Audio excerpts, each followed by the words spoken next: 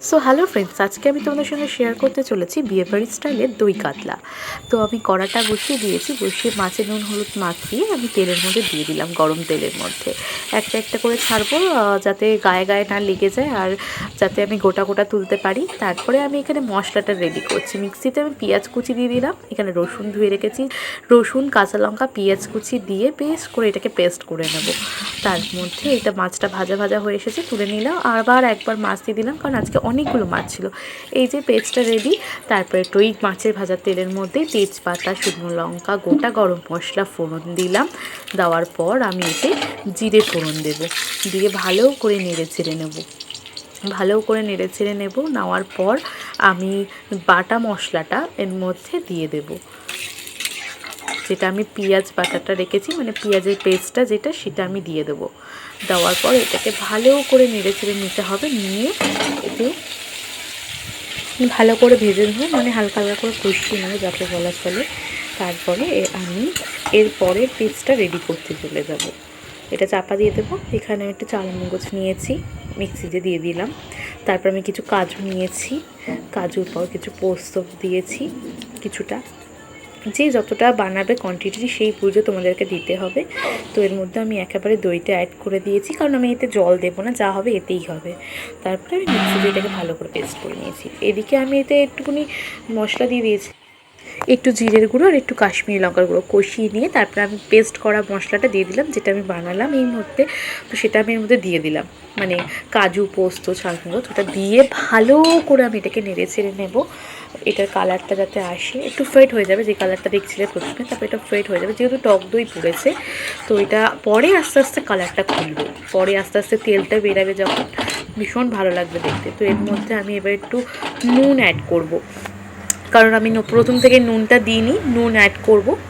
নুনটা অ্যাড করার পর যেহেতু দই দিয়েছি, তার জন্য আমি একটু চিনি অ্যাড করব, যাতে দইয়ের যে টকটক ভাবটা যাতে না থাকে। মানে দেখো, একটু দই কাতলা হচ্ছে, সেটা থাকবে, দইয়ের জন্য একটু স্বাদ মতন চিনি আর নুন দিতেই হয়, না দিলে নয়। তো এটাকে ভালো করে নেড়ে ছেড়ে নেবো। নেওয়ার পর এটাকে আমি একটু চাপা দিয়ে দেবো।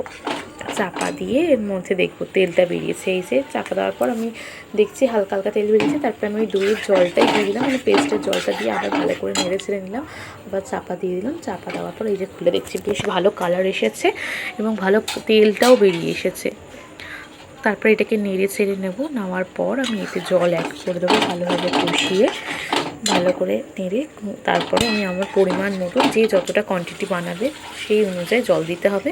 তো আমি আমার পরিমাণ মতন আমি জল দিয়ে দিলাম। দেওয়ার পর এতে আমি এক এক করে, যখন জলটা ফুটে আসবে তখন এক এক করে আমি মাছগুলো ছেড়ে দেবো, ভেজে রাখা মাছগুলো। তো বন্ধুরা, আমার মাছগুলো ভীষণ ভালো ছিল, গোটা গোটা উঠেছে, কোনো সমস্যা হয়নি। তো ভাজার একটা টেকনিক আছে মাছ ভাজার। সবসময় মাছ কড়াতে, মাছ দেওয়ার আগে কড়ার মধ্যে একটু নুন আর হলুদ যদি আগে থাকতে দিয়ে দাও, দিয়ে ভালো করে নেড়ে ছেড়ে নাও, তারপরে যদি মাছ ছাড়ো, তাহলে মাছ কখনোই ভাঙবে না বা কড়ার সঙ্গে লেগে যাবে না। এই টেকনিকটা তোমরা একবার ফলো করতে পারো, দেখবে তোমরাও উপকার পাবে। মাছ গোটা গোটা উঠবে, ভাঙবেই না। তো আমি এর মধ্যে সব মাছগুলো দিয়ে দেবো। দেওয়ার পর আমি এটাকে চাপা দিয়ে দেবো। এই দই কাতলার রেসিপিটা বানাতে খুব বেশি সময় লাগে না। আর একটা কথা মাথায় রাখবে, দই কাতলা বানানোর জন্য কিন্তু মাছ কিন্তু খুব বেশি কড়া করে ভাজতে লাগে না, একটু হালকাই ভাজলেই ভালো। কারণ ওটা যত তাড়াতাড়ি ঝুলে দেবে, ওর মধ্যে যেটা টেস্টটা তাহলে বেশি বাড়বে। যদি বেশি কড়া করে ভাজো, তাহলে কিন্তু মাছের টেস্টটা আর থাকবে না, দই কাতলার টেস্টটা পাবে না। তো আমি কড়াতে চাপা দেওয়ার পর চাপাটা খুলে দেখলাম, বেশ অনেকটা গাঢ় হয়ে এসেছে, ঠিক হয়ে এসেছে, ভালো লাগছে দেখতে। তার মধ্যে আমি সানরাইসের গরম মশলাটা অ্যাড করে নেব, কারণ গরম মশলাটা অ্যাড না করলে ভালো লাগবে না, একটু সামান্য দিতেই হয়, কারণ দিলে দেখবে টেস্টটা একদমই পাল্টে গেছে, ভালো লাগে খেতে। তোমরা একবার দিয়ে দেখো। অনেকেই দেয়, আবার অনেকে দেয় না।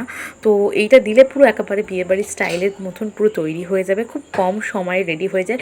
যদি তোমরা মাছটা ভেজে নাও, মাছটা ভাজতেই যেটুকু টাইম লাগে, তার চাইতে বেশি সময় আর কোনো কিছুতেই লাগে না, খুব ইজিলি হয়ে যায়, খুব কম সময়ের মধ্যে হয়ে যায়। দেখো বন্ধুরা, আমার রেসিপিটা পুরোপুরি কমপ্লিট। এরপরে আমি এটাকে নামিয়ে নেব, নিয়ে পরিবেশন করে দেব। আমার বাড়িতে একটা ছোট্ট অনুষ্ঠান ছিল, যার জন্য এতগুলো মাছ আমাকে একসঙ্গে করতে হয়েছে সেদিনটা। তো আমি ভাবলাম কেননা তোমাদের সঙ্গে রেসিপিটা শেয়ার করা যেতেই পারে। এই যে আমার মাছের পিক, দেখে নাও। তো এরপরে দেখা হচ্ছে নেক্সট কোনো ভিডিওতে। ততক্ষণ তোমরা সুস্থ থেকো, ভালো থেকো, টাটা।